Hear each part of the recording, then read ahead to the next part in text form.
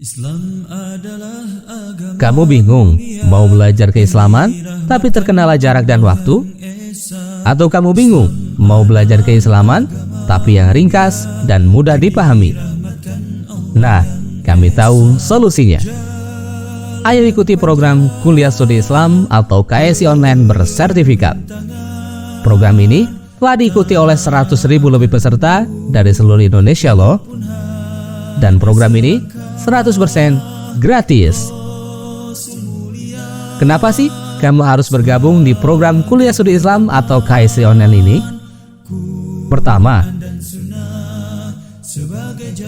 kedua,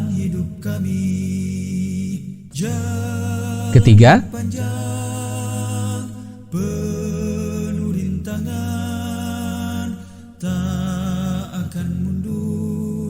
walaupun hanya selangkah. Rasul mulia keempat, sebagai pedoman, kelima, Quran dan Sunnah sebagai keenam, jalan hidup kami. Islam adalah agama mulia. dan seluruh program ini gratis. Allah yang esa, Daftar sekarang juga dengan ketik KSI, tanda pagar nama lengkap, tanda pagar kota, dan kirim melalui nomor WhatsApp berikut ini. Ayo tunggu apa lagi? Daftar segera di program Kuliah Studi Islam atau KSI Online. Masya Allah, menarik bukan? Bagi kamu yang ingin belajar keislaman tapi terkendala jarak dan waktu, dan yang ingin belajar keislaman tapi yang ringkas dan mudah dipahami, Kuliah Studi Islam atau KSI Online solusinya. sebagai jalan hidup kami.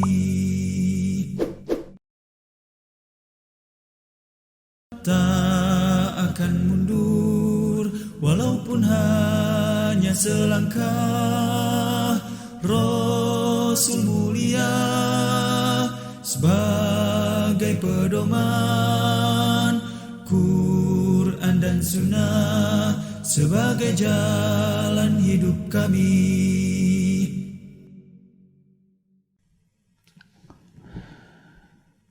Bismillahirrahmanirrahim. Assalamualaikum warahmatullahi wabarakatuh. Alhamdulillahilladzi arsala rasulahu bil huda wa dinil haq liyudhhirahu 'ala ad-dini kullihi wa kafa billahi syahida. Asyhadu an la ilaha illallah wahdahu la syarikalah wa asyhadu anna Muhammadan 'abduhu wa rasuluh la nabiyya wa la rasula ba'dah. Allahumma shalli 'ala Muhammadin wa ala alihi wa sahbihi wa man walah. Amma ba'du. Kaum muslimin rahimani Allah wa iyyakum. Alhamdulillah, puji dan syukur kita panjatkan kehadirat Allah Subhanahu wa taala atas segala limpahan karunia dan nikmat yang begitu banyak sekali yang telah Allah berikan kepada kita semua. Pada kesempatan yang berbahagia ini, kita akan mencoba membahas satu tema yang cukup penting sekali untuk kita ketahui, yaitu tentang larangan mencela para sahabat Nabi Sallallahu Alaihi Wasallam. Kaum muslimin rahimakumullah, siapa yang dimaksud dengan sahabat Nabi Sallallahu Alaihi Wasallam? Para ulama banyak yang mendefinisikan tentang arti dari sahabat Nabi. Di antaranya itu seperti Ibnu Katsir rahimahullah. Beliau berkata bahwa was-sahabi man ra'a Rasulullah sallallahu alaihi wasallam fi hali islamir rawi wa illam tatul suhbatuhu lahu wa illam yarwi anhu syai'a. Yang dimaksud dengan sahabat Nabi adalah orang yang melihat Rasulullah sallallahu alaihi wasallam dan dia dalam keadaan Islam walaupun masa kebersamaannya dengan Nabi tidak dalam jangka waktu yang lama, dan walaupun dia tidak meriwayatkan satupun hadis. Nah, ini menurut Ibnu Katsir rahimahullah ta'ala. Sedangkan menurut Ibnu Hajar al-Asqalani rahimahullah, beliau mengatakan bahwa yang dimaksud dengan sahabat Nabi SAW adalah man laqiyan nabiyya sallallahu alaihi wasallam mu'minan bihi wa mata 'alal islam walau takhallalat riddatun fil asah. Jadi yang dimaksud dengan sahabat adalah orang yang bertemu Nabi SAW dalam keadaan beriman kepada beliau dan wafat dalam keadaan Islam, walaupun diantarai dengan kemurtadan. Artinya antara jarak, yakni ketika bertemu Nabi SAW dan kematiannya ini diselangi dengan kemurtadan, lalu dia masuk Islam lagi, maka dia pun masih dianggap sebagai sahabat. Nah, ini adalah dua definisi dari para ulama. Yang intinya yang dimaksud dengan sahabat Nabi SAW adalah orang yang berjumpa dengan Nabi SAW ya, dan bermulazamah, yakni berinteraksi dengan beliau baik dalam jangka waktu yang lama ataupun bahkan sebentar. Atau orang yang meriwayatkan hadis atau bahkan tidak meriwayatkan hadis sama sekali. Pun demikian orang yang berperang bersama beliau ataupun tidak berperang bersama beliau. Atau orang yang melihat beliau walaupun belum bermajelis ilmu dengan beliau. Atau bahkan orang yang tidak melihat beliau dikarenakan buta, seperti Abdullah ibnu Ummi Maktum ya, tidak melihat beliau, tapi apa? Tapi beliau membersamai, yakni sezaman dengan Nabi SAW. Nah, ini secara umum definisi dari sahabat Nabi SAW. Kemudian kaum muslimin rahimakumullah, apa keutamaan dari para sahabat Nabi SAW sehingga ini menjadikan kita memuliakan mereka, ya, mendoakan mereka karena keutamaan-keutamaan yang ada pada mereka. Nah, salah satu hal yang bisa kita tergambar ya tentang keutamaan para sahabat dalam agama Islam ini. Contohnya ketika kita bertanya misalkan kepada non-muslim ya, orang-orang di luar Islam, siapa orang-orang terbaik dalam agama mereka?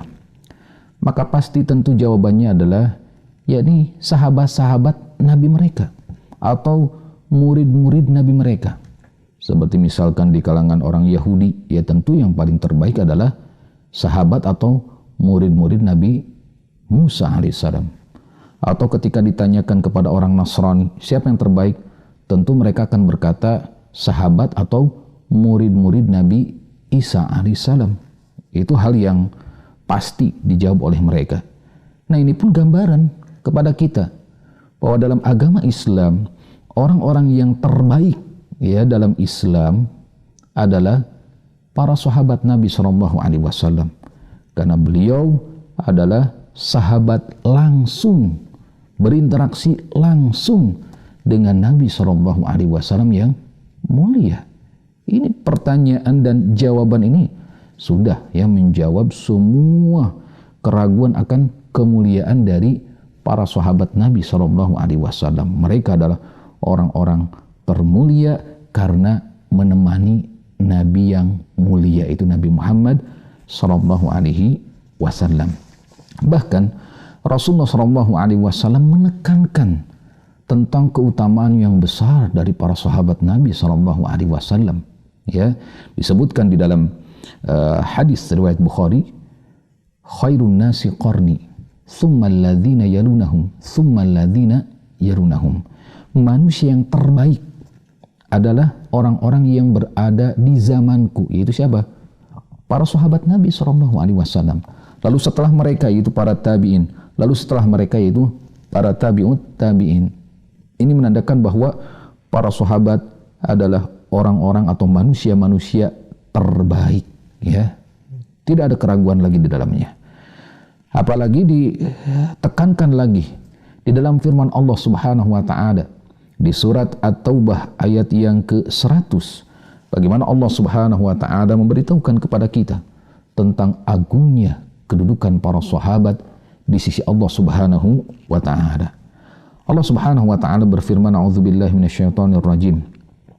Was-sabiqunal awwaluna minal muhajirin wal ansar walladzina tabauhum bi ihsani radhiyallahu anhum wa radu'an wa adda lahum jannatin tajri tahtal anharu khalidina fiha abada dzalikal fawzul azim. Orang-orang yang terdahulu lagi yang pertama-tama masuk Islam dari kalangan Muhajirin dan Ansor, ini para sahabat ya, yang mereka ikut perang Badar dan perang-perang yang lainnya, dan orang-orang yang mengikuti mereka dengan baik, Allah ridho kepada mereka dan mereka pun ridho kepada Allah, dan Allah telah menyediakan bagi mereka surga-surga yang mengalir sungai-sungai di dalamnya selama-lamanya. Mereka kekal di dalamnya. Itulah kemenangan yang besar.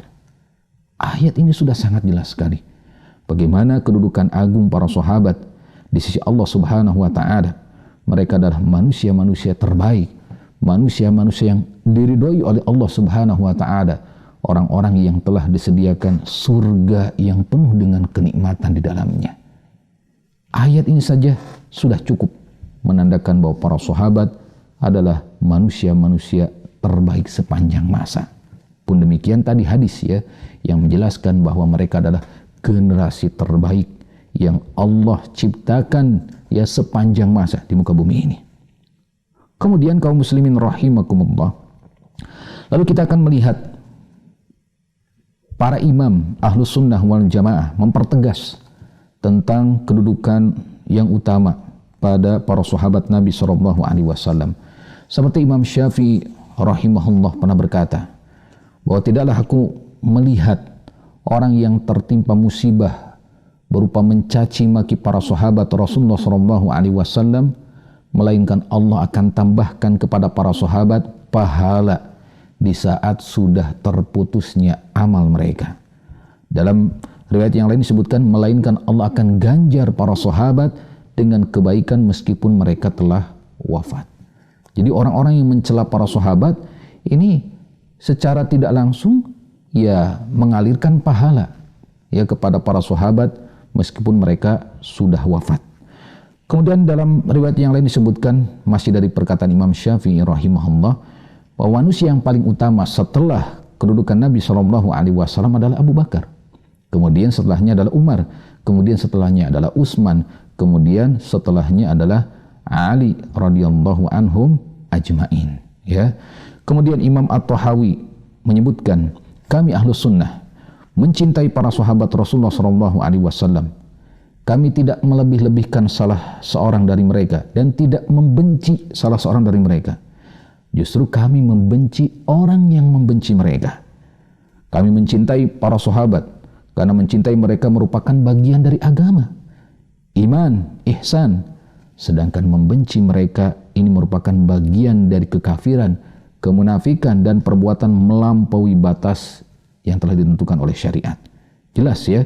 Jadi intinya para ulama Ahlus Sunnah wal Jamaah telah sepakat akan keutamaan dan yakni kemuliaan para sahabat Nabi SAW, terutama yakni Abu Bakar, Umar, Utsman, dan Ali radhiyallahu anhum ajmain, dan secara umum yakni para sahabat semuanya.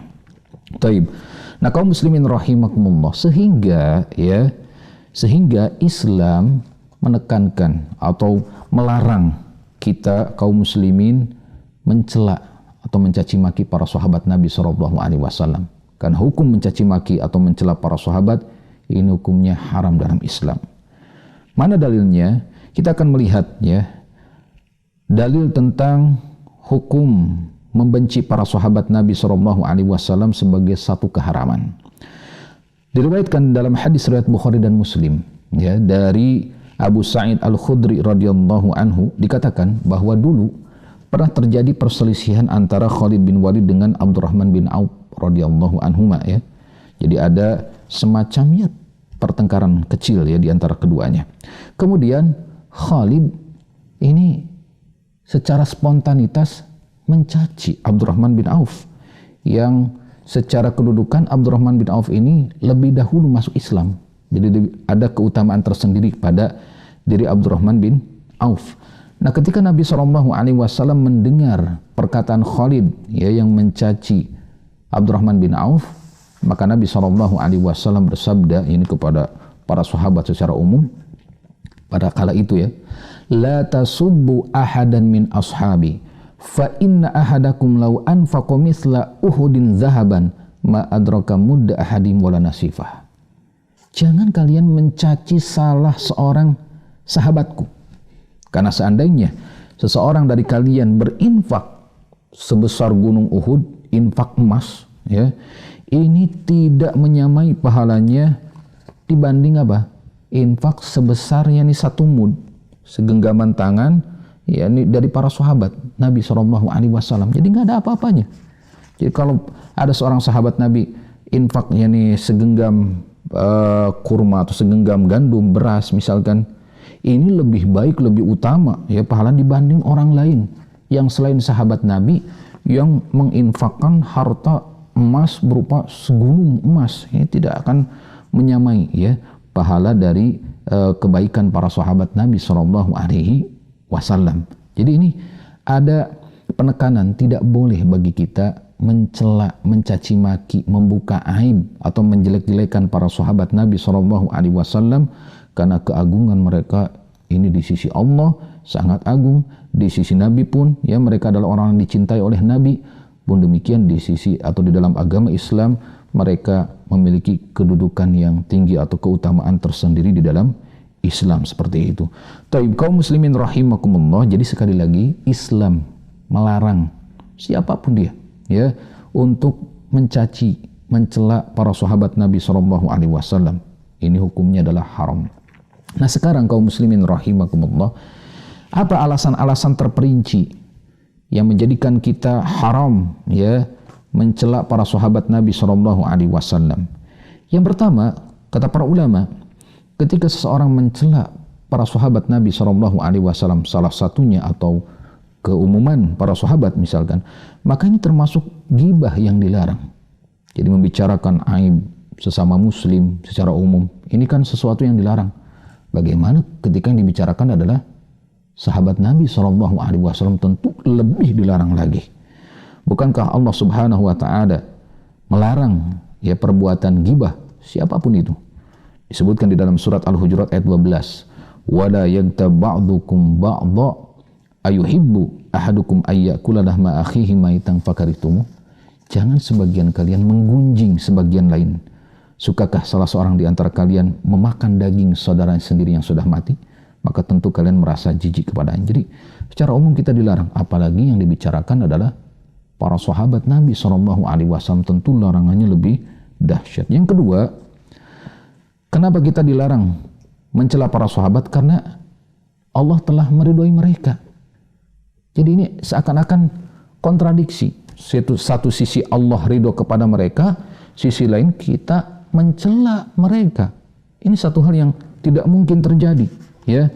Jadi menunjukkan bahwa kita tidak ridho ketika Allah ridho kepada mereka. Seperti itu. Maka jangan sampai kita mencela para sahabat Nabi SAW karena mereka sudah diridhoi oleh Allah. Maka kita pun harus ridho, bahkan harus mendoakan mereka. Kita lihat di dalam Al-Quran ya, di surat Al-Fatah ayat 18, laqad radiyallahu 'anil mu'minin idh yubayyi'unaka tahta asy-syajarah fa'alima ma fi qulubihim fa'anzala as-sakinata 'alaihim wa atsabahum fatan qariba. Sungguh Allah telah ridho kepada kaum mukminin ketika mereka membaiatmu di bawah pohon, yaitu baiat ridwan ya. Maka Allah mengetahui apa yang ada di hati mereka, lalu Allah menurunkan ketenangan atas mereka dan berikan balasan berupa kemenangan yang dekat. Jadi jelas Allah ridho kepada mereka, maka kita pun harus ridho kepada mereka dan mendoakan kebaikan untuk mereka. Nah ini yang selanjutnya, alasannya adalah karena adanya perintah untuk memohonkan ampun kepada Allah untuk mereka. Jadi mereka ini adalah orang-orang yang diridhoi oleh Allah Subhanahu wa Ta'ala, sehingga Allah pun memerintahkan kita agar memintakan ampun kepadanya untuk para sahabat Nabi SAW. Seperti itu disebutkan di dalam ayat ya, walladzina ja'u min ba'dihim yaquluna rabbana ighfir lana wa li ikhwanina alladzina sabaquna bil iman. Dan orang-orang yang datang sesudah mereka, sesudah generasi para sahabat ya, kaum Muhajirin dan Ansor, mereka berdoa, ya Rabb kami, beri ampunlah kami dan saudara-saudara kami yang telah beriman lebih dahulu dari kami. Ini para sahabat Nabi SAW. Jadi kita diperintahkan untuk memintakan ampun kepada Allah, mendoakan para sahabat Nabi SAW yang mereka adalah orang-orang yang diridhoi oleh Allah Subhanahu wa Ta'ala. Dan Yang selanjutnya, alasan kenapa haram mencela para sahabat, karena Allah melaknat orang-orang yang mencela para sahabat Nabi SAW. Dalam hadis riwayat Ibnu Abi Asim disebutkan, man sabba ashabi fa'alaihi la'natullah wal malaikati wan nasi ajmain. Barang siapa yang mencela sahabatku, maka dia mendapatkan laknat Allah, para malaikat dan seluruh manusia, ya. Ini jelas sekali. Ini kalau kita mendengar hal ini, pasti tidak mungkin bagi kita untuk mencela para sahabat Nabi SAW. Karena siapa yang melakukannya, dia mendapatkan laknat dari Allah. Kemudian kaum muslimin rahimakumullah, yang selanjutnya, sekarang kita akan berbicara tentang bahaya mencela sahabat Nabi SAW. Ya, apa bahayanya seseorang ketika dia mencela sahabat Nabi? Yang pertama, mencela sahabat Nabi sebagai tanda kerendahan pelakunya. Artinya dia seperti orang rendahan saja, ya, mencela orang lain, apalagi yang dicela siapa? Para sahabat Nabi SAW. Dan juga termasuk bid'ah dalam agama, ya, sesuatu yang tidak dikenal di zaman Nabi, ya, ini saling mencela satu dengan yang lainnya dan terus menerus seperti itu. Karena ketika terjadi perselisihan tadi kan langsung diingatkan oleh Nabi dan sadar. Namun ini kebanyakan orang ketika mencela ini menjadi hal yang terus-menerus, ya, terjadi. Kemudian bahaya dari mencela sahabat Nabi SAW berarti dia telah mencela saksi Al-Quran dan hadis, ya, yang bisa membawa pelakunya kepada yakni kezindikan, penyimpangan yang dahsyat sekali kezindikan ini. Disebutkan ya oleh Imam Abu Zar'ah Ar-Razi rahimahullah, jika kamu melihat seorang melecehkan seorang sahabat Nabi SAW, maka ketahuilah bahwa dia adalah seorang zindik, ya. Karena menurut kita Rasulullah adalah benar, Al-Quran adalah benar, sedangkan yang menyampaikan Al-Quran dan Sunnah siapa? Para sahabat, ya. Jadi mereka hanya ingin mencela para saksi kita, ya, karena menghancurkan Al-Quran gimana caranya? Maka mereka hancurkan saksi-saksi penyampai Al-Quran dan hadis, yaitu para sahabat. Sehingga dengan hancurnya reputasi para sahabat, nanti orang akan meragukan Al-Quran, apalagi hadis Nabi SAW menurut orang-orang zindik tersebut. Nah ini, jadi orang-orang yang mencela para sahabat Nabi SAW ini termasuk apa? Orang-orang zindik, orang-orang yang rusak, ya, dalam akidahnya seperti itu. Kemudian orang yang mencela para sahabat Nabi SAW berhak mendapatkan hukuman, yakni dari pemerintahan Islam tentunya. Minimal dia mendapatkan hukuman takzir, dicambuk, ya, atau dipenjara, atau apapun itu yang membuat dia yakni tidak melakukan lagi di kemudian hari. Kemudian tadi dalam hadis, ya, orang yang mencela para sahabat Nabi SAW dia akan mendapatkan laknat dari Allah. Apa yang dimaksud laknat? Dijauhkan dari rahmat Allah. Siapa yang mau dijauhkan dari rahmat Allah? Semua kita butuh rahmat Allah, ya. Nah, orang yang mencela sahabat Nabi, dia akan dijauhkan dari rahmat Allah, dari keberkahan, ya, dalam hidupnya, seperti itu. Taib. Kemudian yang terakhir, ya, mencela sahabat Nabi berarti menuduh Rasulullah SAW sebagai pribadi yang buruk. Kenapa demikian? Karena beliau dikatakan memiliki sahabat-sahabat yang buruk, sahabat-sahabat yang fasik, ya, sahabat-sahabat yang tercela. Karena satu istilah yang sudah masyhur di kalangan manusia, bahwa seseorang akan menjadi baik ketika sahabat-sahabatnya baik, dan orang dianggap buruk, ya, ketika sahabat-sahabatnya adalah orang-orang yang buruk.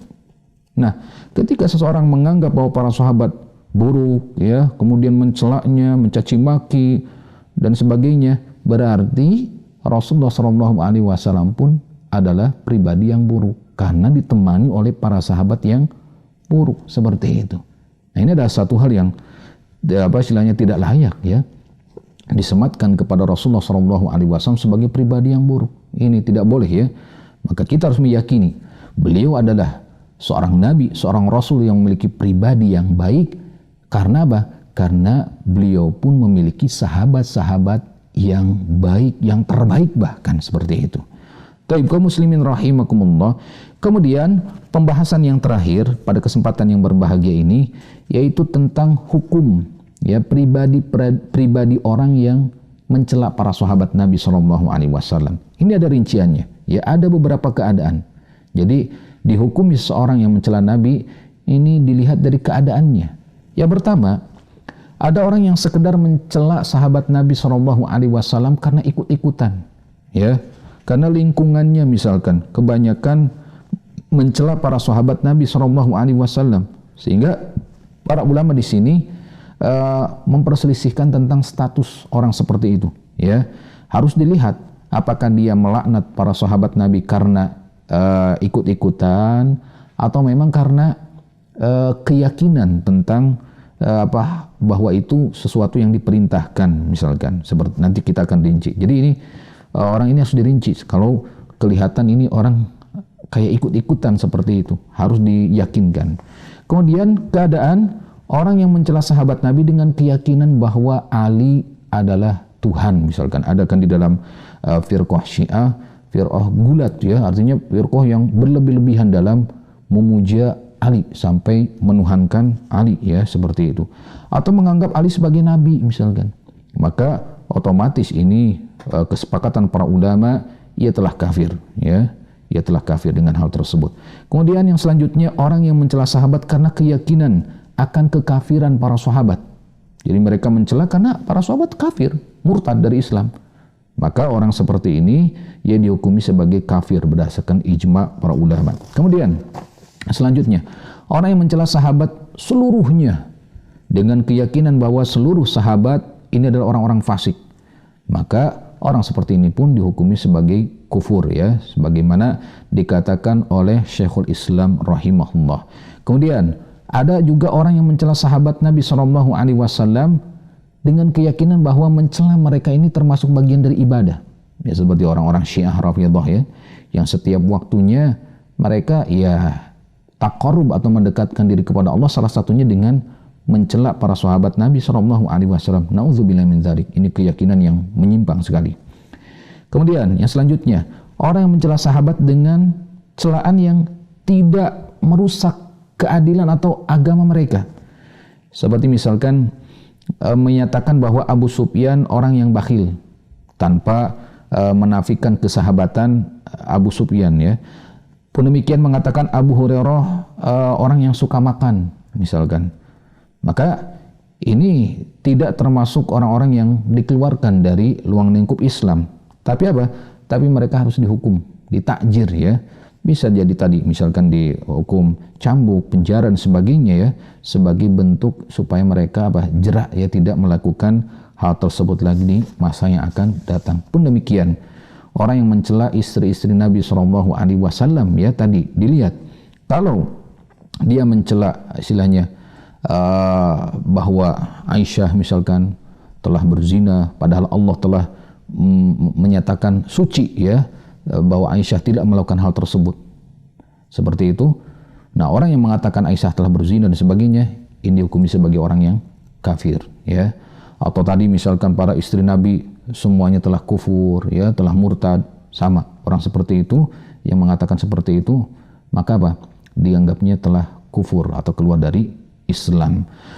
Nah, oleh karena itu kaum muslimin rahimakumullah, kita sebagai seorang muslim ya, memiliki pribadi yang istimewa, memiliki pribadi yang baik ya, akhlak mulia, maka hendaknya kita pandai-pandai dalam menjaga lisan kita.